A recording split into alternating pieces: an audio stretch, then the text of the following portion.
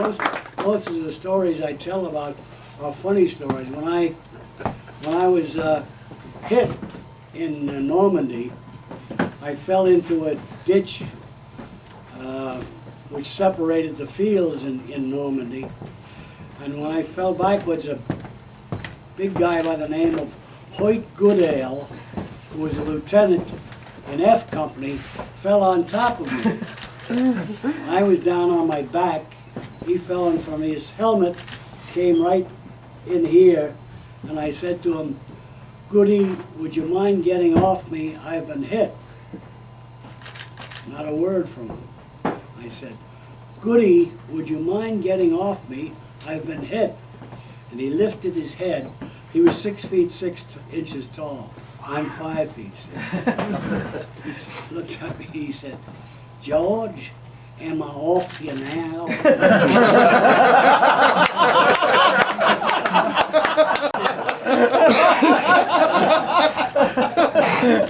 "Oh, damn it, you're not."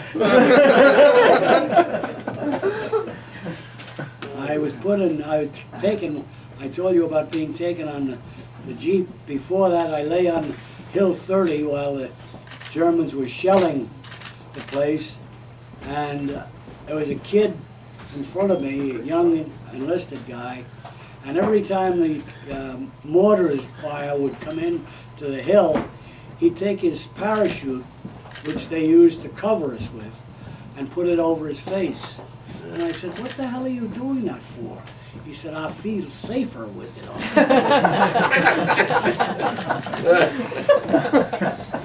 Well, we have some photographs of you, if you wouldn't mind taking a peek. You might see someone you recognize. That's Miles. yes, it is. That's, Well, I have the back of the photographs are It's there. Moore, isn't it? Forget its first name, Moore. Now, this is Sassone, France. Yeah. And you're, that's his own. okay, and it says 45. Yeah. Yeah. So at that time, you were the commanding officer? Or you were No, I I don't was know. I not. forget. This was before the Yeah. Okay. fighting. Yeah. That's Red Aaron, he Am I was off first now? sergeant at one time. And this is That's Jim Burke. Yeah. Jim Burke, Yeah. yeah. Yeah. Yeah.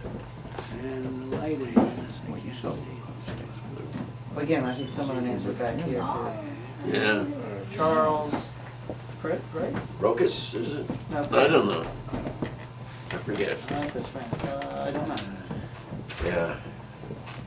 What was the We height were a high-class requirement for, company. What's this? what was the height Sorry? requirement to be a paratrooper? Well, we had the shortest man in the U.S. Army, Shorty Pyatt.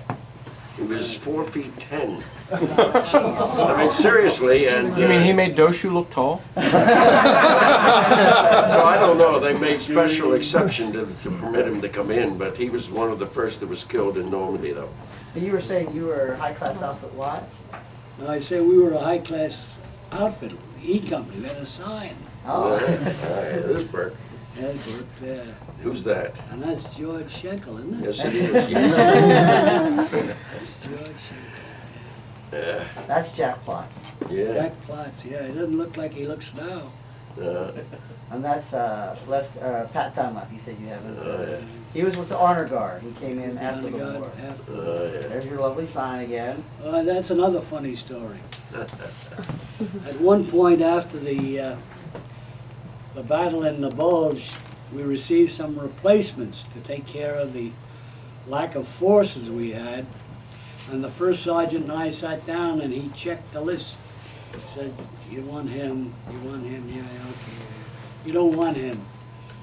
I said, wait a minute, why don't I, you don't want him? I said, "Why the hell don't I want him? You're not telling me why." He said, "He's the guy who shot you." You mean in Normandy? Yeah. You were He was shot on by the your wrong own guy. He was on the wrong side of the hedgerow. Fired, got nervous and fired the gun through the hedgerow and hit me in the leg.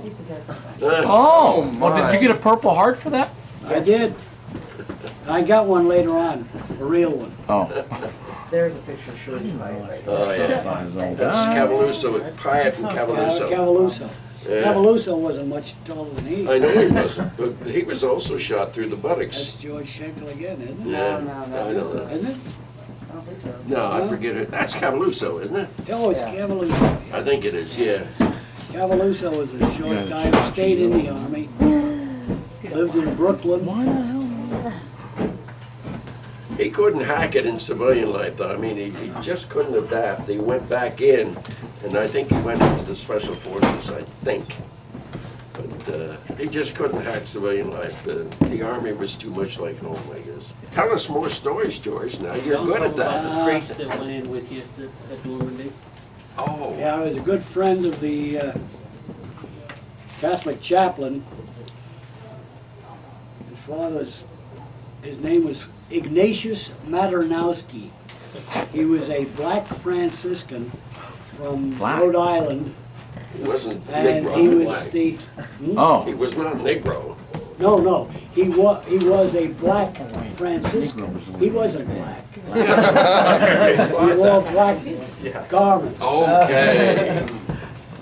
He and I used to go out drinking. He'd change his collar. collar things from crossed rifles or paratroops. I don't know what the hell he had up there, but he'd take his Chalice off. he'd take his cross off when he went out drinking with me. when we drank in England, we used to ride bicycles that the British had given us from their supplies. We'd ride a bicycle down the street to a place called the Admiral Rodney Pub. And I became so famous that my name was printed on the ceiling of the pub. We'd drive our bicycles back and we'd invariably be chased by British bobbies because we had no lights.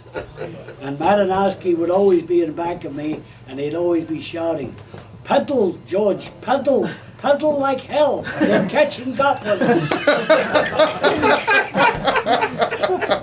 This is George Montgomery inspecting. That's one of our vets. But did you ever meet the general, the field marshal? Not Montgomery, no. Well, the one on one side. There he That's, is.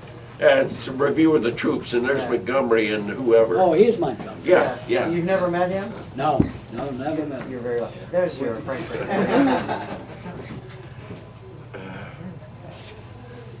That's Well, a that picture was of Brandenburg Gate. Brandenburg Gate, wasn't it? Yes. That was later on. Yes. That picture was taken at Brandenburg Gate. Yeah. Tell us another, George. You're so good at it. George, another drink of water? No thanks. Give him the other bottle that's not water. Oh, speaking of that, what was your Hi. favorite drink at the pub? Anything they gave me. How did you become I so used to famous? drink brandy, I think, in those days. And what was your infamy related to? Why were you so famous? That you had your. Why were you so famous that you had your name on the ceiling? I drank so much. That's a good Irish custom. It was a pub, wasn't it?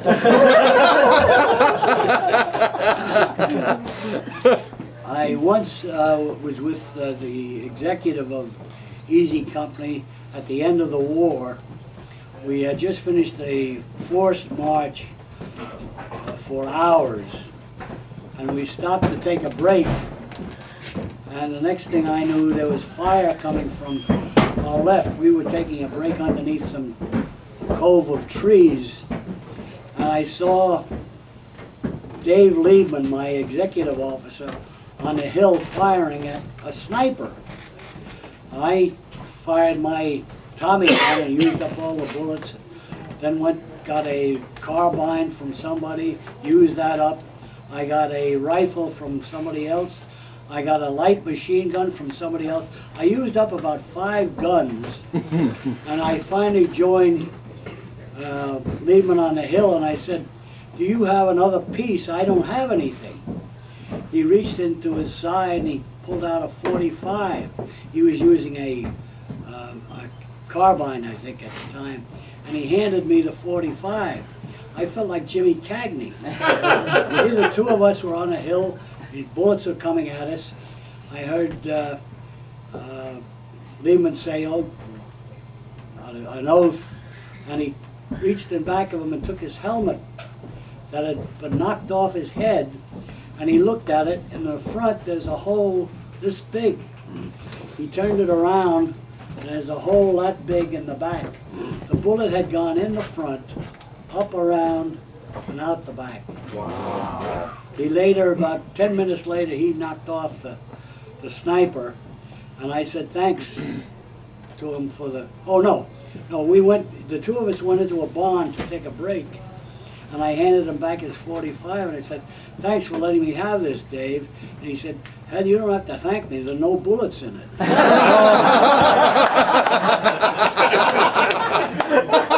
Jimmy Cagney without bullets.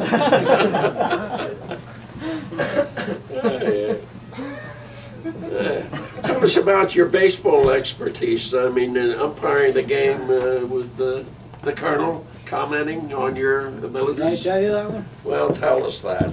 I was once watching a regimental baseball game, and the umpire didn't come, so they asked me to ump. And in about the third inning, a kid who had been watching the game and who apparently was near Lindquist, that's the commanding officer of the regiment, sent him down to me and said, tell Miles to be louder in his calls. And I said to the kid, tell Lindquist he's the head of the regiment, I'm the umpire in charge of this game. Lindquist was a friend of Jim Gavin's, who was the commanding officer of the 82nd. And as a result of that, I'm sure we were attached to the 82nd for D-Day, for the Dutch campaign, and for the Bulge. Yeah. Well, Lindquist was quite a politician, though. I mean, he played Well, he was a everything. great politician with Mr. Gavin. I know. Yes, he was. You have a lot of pictures of Cavaluso. Yeah. Yeah. Yeah. Somebody else on the camera. Lobo. He used to go to quite a few of the Yeah. reunions. Oh, yeah. Yeah. Tell us another, George. You're so good at it. Do you remember ordering him to dig the foxhole? What was that story? Well, that was at the. I don't remember. I never You don't? remember it. I never dug a foxhole. I don't know. I know. You know why and I Philippe were in can't the think. building there at what was it, on the Somme Somme Chateau? River? Yes. Somme Chateau? You sent me out to dig a foxhole. A dig in frozen ground. Yeah. Hey, we did that yesterday. Well, anyway. What did you do? You're not listening to that. That didn't work then either.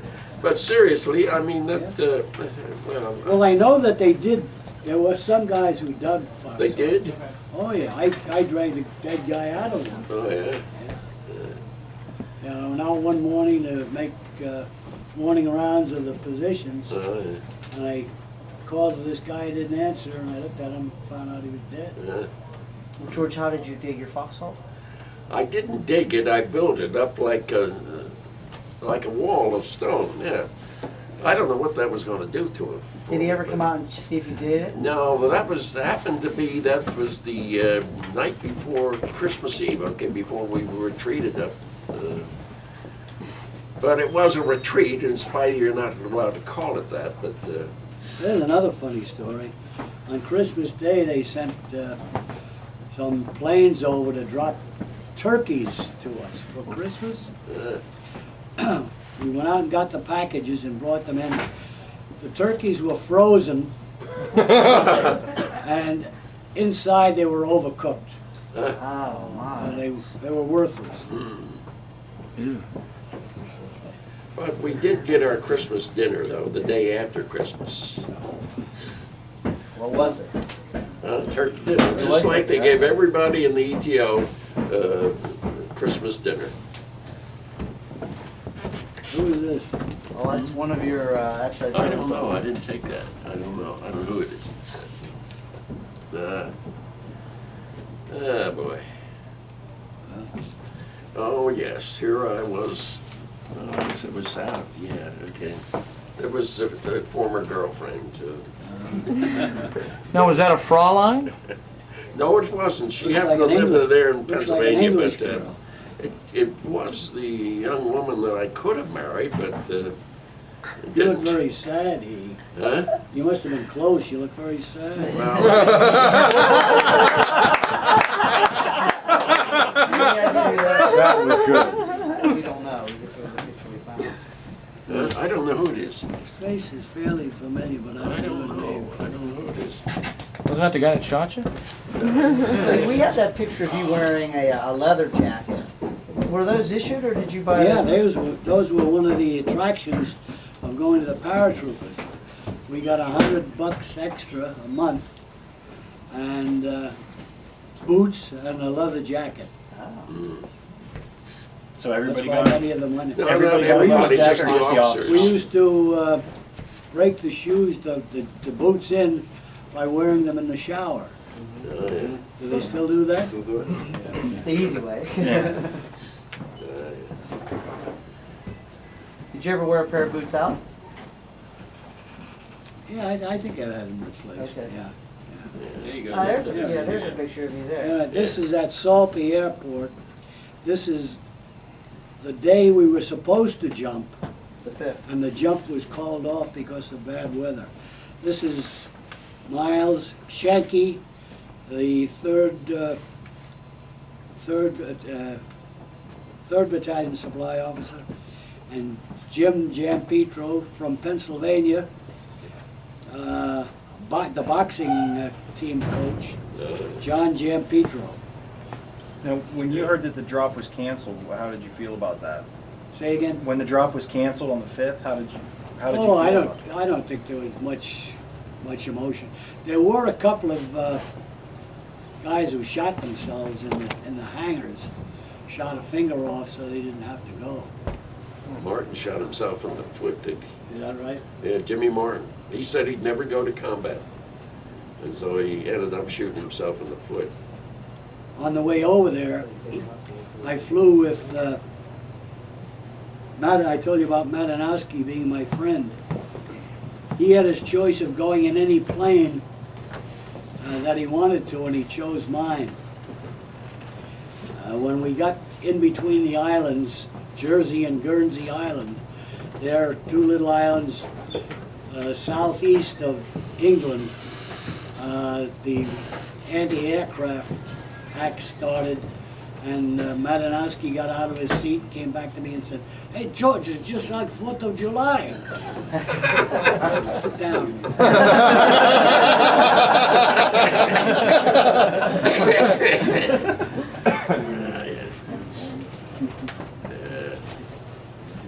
And you can get some of our pictures of you. Yeah. That was Nice. That was our furlough in Nice. Jim Burke's on the end there. They sent you officers to Cannes. Yeah. Well, how many pubs in France have your picture and your name in? How many? Pubs in France have your picture and name in. Not many. There weren't too many pubs around where we were stationed. We were stationed in the country, in a little town called Sisson, not Soissons, Sisson, Sissones. It's northeast of Paris. And the only fun we had was going to a local farm family and ordering deux œufs, s'il vous plaît. Compris? The last part was please. Yeah. Deux œufs, 2 eggs. Ah. 2 eggs, deux œufs. Tell them about Lloyd Police. Lloyd Polite was the best I knew the last soldier I part. ever met. I think that's the Okay. All right. I only took He was a country boy from Louisiana. Right? Played football in his college days. You could drop him in a desert and he'd know which way to go.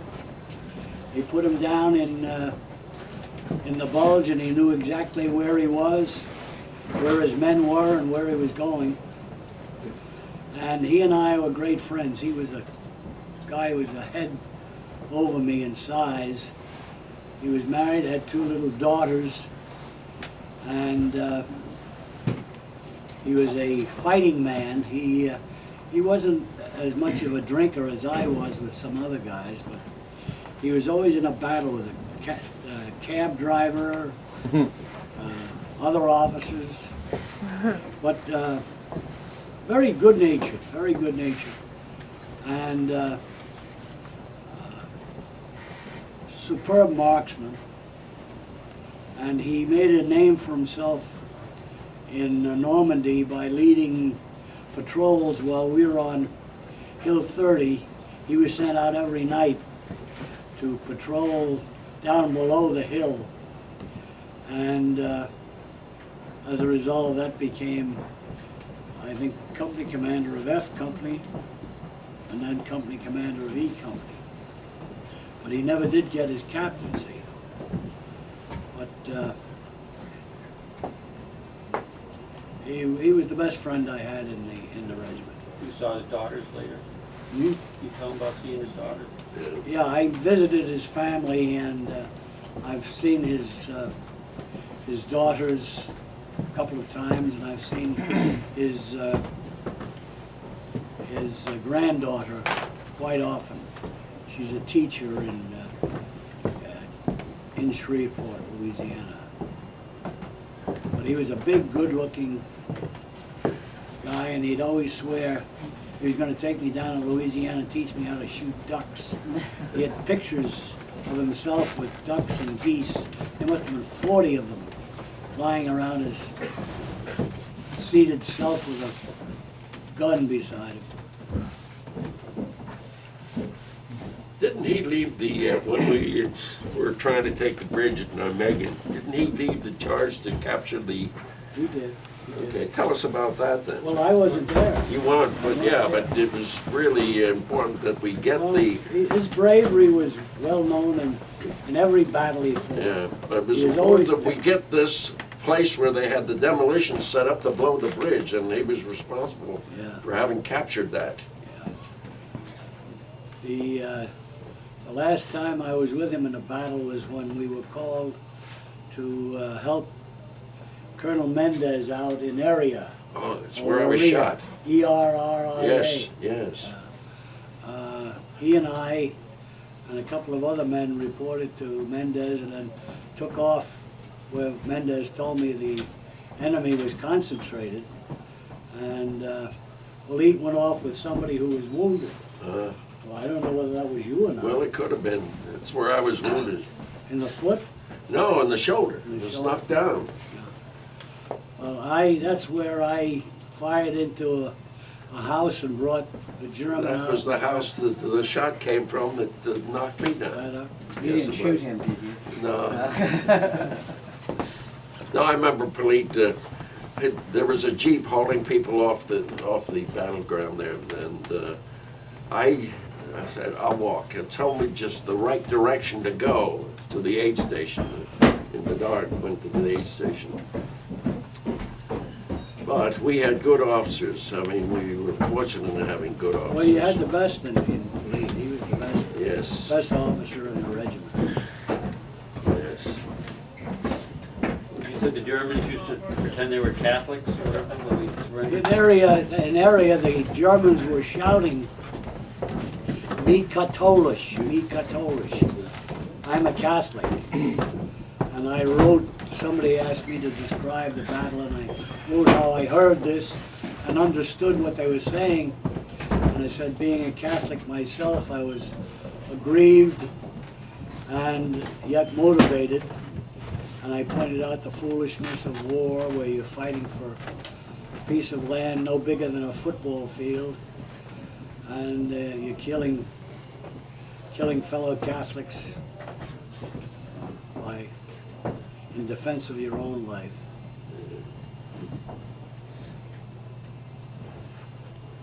Captain, do you think that the training that you got while you were stateside and then over in England, did that prepare you and prepare the men for the jump? And do you think you were well prepared?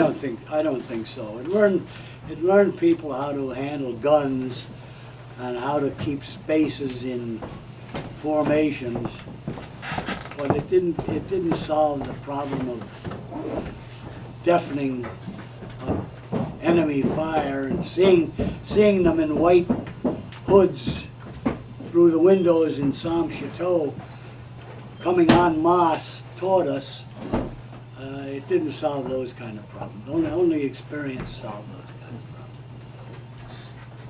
of problems. Well, I How about know- Bulger? What are your comments about Lieutenant Bulger? You always said he was the longest unpromoted second lieutenant in the United States Army. Tell us more about Lieutenant Bulger. Well, Bulger was a command. But do you remember the movie actor Ray Bulger? Yeah. Well, this was the Scarecrow from The Wizard of Oz? right. Yes, Oh, okay. yes. The Bulger who joined our regiment was a cousin of his, and he was a dancer. He was a spieler in the officers' club, and he always knew how to avoid duty. No brown nose. He was once overheard with another officer saying, I recommend you for the Silver Star and you recommend me for the Silver Star, and we both get Silver Stars. But he disappeared somehow. I don't know. I think he came through the war all right. I had seen him after the war. He was a trainer of dogs. He showed dogs. Showed dogs, right. But he was a brown noser. Oh my God! Took advantage of every situation, really. Well, there are a couple of funny stories about strange people. We had a physical trainer Oh, yeah. who told us we had to exercise every free moment we had, who went out on the first jump and broke his leg. Yeah. And we had a battalion commander who insisted that no one should ever be taken in by a booby trap, and who on a practice mission ran into one and said, "What a stupid place to put a booby." That was the attack on the little town of Bopti, where we captured Bopti. He particularly warned the regiment about booby traps, and he was the first to get caught in one.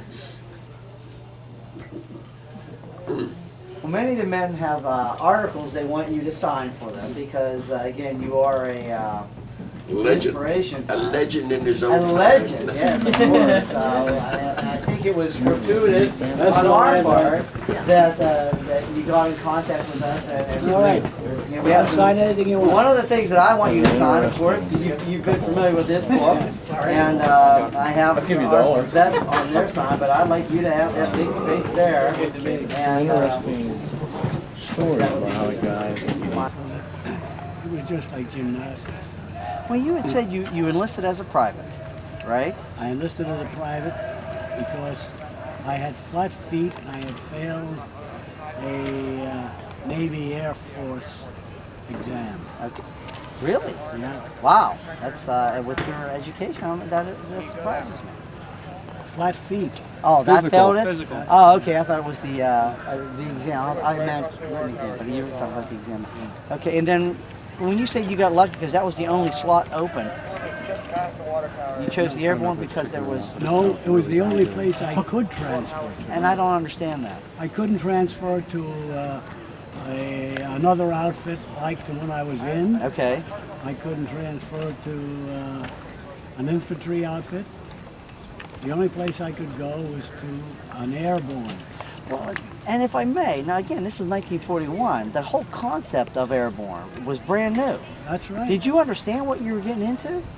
Not really. The extra pay must have been nice, though. Was it Except that they were a cocky bunch. It was easy to see that they had a lot of confidence in themselves. I think that the officers in charge, the cadre, were confident in their own abilities, their teaching abilities. And I hit it off well with the people with whom I was dealing. I made out well with the battalion commander, I made out well with the head of the supply, I made out well with the regimental commander. Did you tell him you started out with the Supreme Team? Oh, yeah. I was You got As, he- as a second lieutenant. second- Okay. When your parents found out you were going to be a paratrooper, My mother said, "What are you trying to do? Commit the Dutch Act?" the Dutch Act.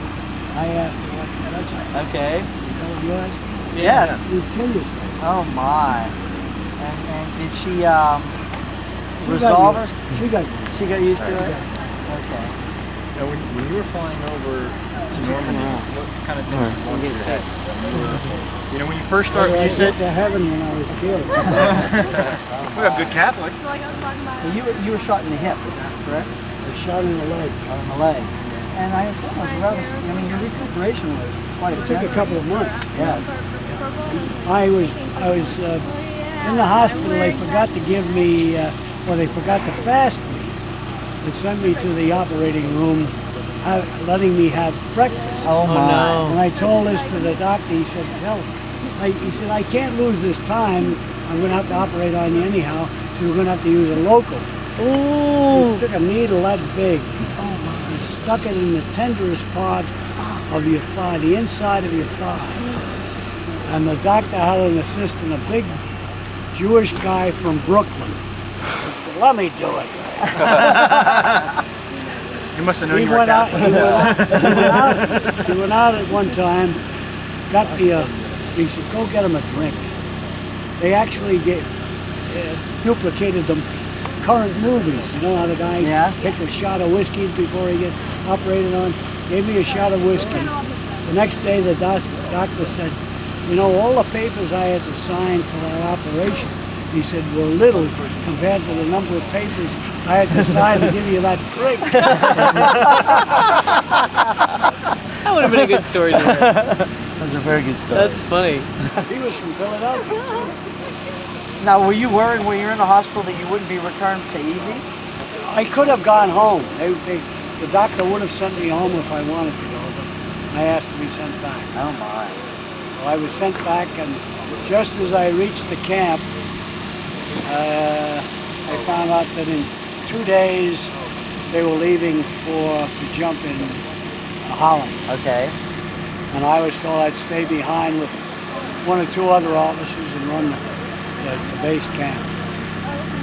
So you had one combat jump, it would have been Normandy, correct? That's the only one, yeah. Okay. And the rest of the guys, most of them just had 2. Nobody had more than 2. Right. Now, also, when you got command of the company, I mean, you were dealing with a lot of things. Number one, the loss of a very, very close friend, and then the responsibility of taking control of the company.